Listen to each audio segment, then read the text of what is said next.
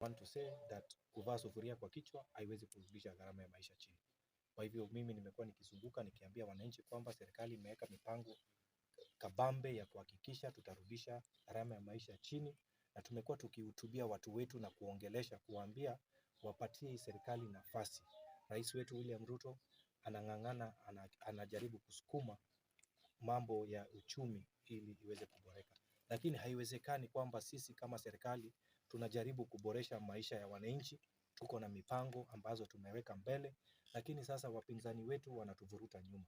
So this is political sabotage, and I have a message to the opposition, and I have a message to them telling them that the opposition leadership should be arrested. They are economic saboteurs. They are no different from criminals, from terrorists. They are people that should be behind the bars. They belong to the committee. I am talking about the Azimio leadership, because what they are doing is not right. Haiwezekani for 3 consecutive days you instill fear to the Kenyan people.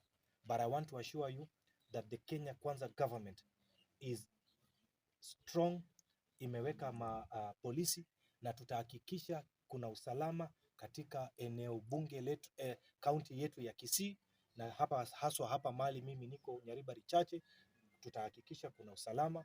Na nataka kuwaambia, na hata kama ni maandamano iko katika sheria. Article 37 of the Constitution says that the right to picket, right to protest, lakini unarmed. Haina haja kuvurutana, kupiga watu,